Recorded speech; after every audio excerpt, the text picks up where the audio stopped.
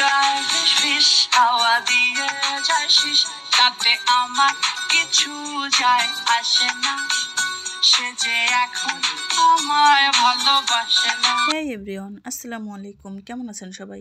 এই তো বাড়ি থেকে যে আলুগুলো নিয়েছিলাম সেগুলো তো রান্না করা হয়নি, তো সেই আলুগুলো দিয়ে কি করব ভাবছিলাম। এরপরে চটজলদি একটা আইডিয়া বের করে ফেললাম। আইডিয়াটা বের করলাম, সেজন্য ফার্স্টে আলুগুলো সিদ্ধ করে নিয়েছি। দেন আমি 2টা মাছের লেজ নিয়েছি সিদ্ধ করে। মাছের লেজটা যেহেতু খাওয়া কম হয় সেজন্য ভাবলাম এই কাজে লাগিয়ে দিই। এদিকে আলুটা সিদ্ধ হয়ে গেলে খুব সুন্দর করে ছিলে নিব আর মাছটা খুব সুন্দরভাবে কাটা বেছে নিব। দেন আমি চলে এসেছি হামানদিস্তার কাছে। এই আলুগুলো যেহেতু একটু শক্ত টাইপের হয় সেজন্য হামানদিস্তা দিয়েই আমি ছেঁচে নিচ্ছিলাম। আমার অবস্থা দেখে আমার 2 ছেলে চলে আসছে, ওরাও নাকি একটু ছেঁচে দিবে আমাকে হামানদিস্তা দিয়ে। এবার এই দুইজনের অবস্থা দেখে আমি তো হাসতে হাসতে শেষ।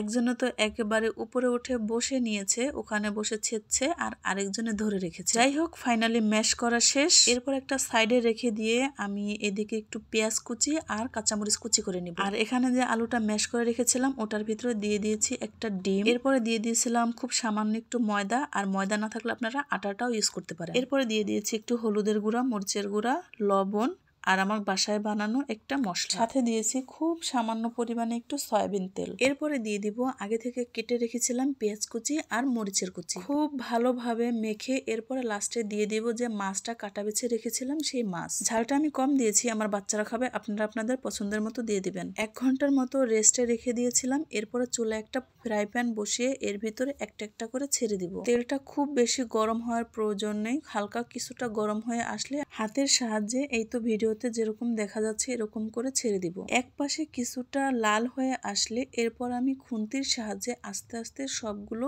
উল্টে দিব। এই বড়াটা কিন্তু একবারে লো হিটে ভাজতে হবে। লো হিটে ভাজলে খেতে অনেক মজা লাগবে আর দেখতেও অনেক সুন্দর লাগবে। এই আলুটার নাম কিন্তু গোটা আলু, আমাদের দেশে বলে গাছ আলু। কাদের এলাকায় কি নাম বলে কমেন্ট করে জানাতে পারেন। যাই হোক, কথা বলতে বলতে আমি 2 সাইড উল্টে পাল্টে একবারে লাল লাল করে ভেজে নিয়েছি। এই তো কত সুন্দর হয়েছে দেখতে। একটু আঁকাবাঁকা শেপ দিয়ে ভেজে নিয়েছি, আপনারা চাইলে যে কোনো শেপ দিয়ে এই বড়াটা ভেজে নিতে পারেন। একটু দেখানোর সৌন্দর্যের জন্য আমি একটু এখানে ডেকোরেশন করে নিয়েছি। খুবই সিম্পল একটা ডেকোরেশন, না করলেও হবে। এখন দেখিয়ে দিচ্ছি এই বড়ার ভিতরে আর বাইরেটা দেখতে কেমন হয়েছে। বাইরের দিকটা যতটা না ক্রিস্পি, ভিতরের দিকে ততটাই সফট। আপনারা যদি আটা বা ময়দার পরিবর্তে একটু চালের গুঁড়া ইউজ করতে পারেন তাহলে কিন্তু খেতে আরো বেশি মজা লাগবে। এই তো বাচ্চা কাচ্চা নিয়ে খেতে বসে পড়েছি। আমার বড় ছেলে মাছও খায় না, কোনো ধরনের কোনো সবজিও খায় না, তাই এখন থেকে ভাবছি ওরে এরকম করে খাওয়াবো, তাহলে মাছও খাওয়া হবে, আলুও খাওয়া হবে, সবজি দিয়ে বানিয়ে দিব, সবজিও খাওয়া হবে। আপনারাও চাইলে এমন বুদ্ধি করে কিন্তু বাচ্চাদেরকে খাওয়াতে পারেন। আজকের জন্য এই পর্যন্তই। সবাই ভালো থাকবেন, সুস্থ থাকবেন। আল্লাহ হাফেজ।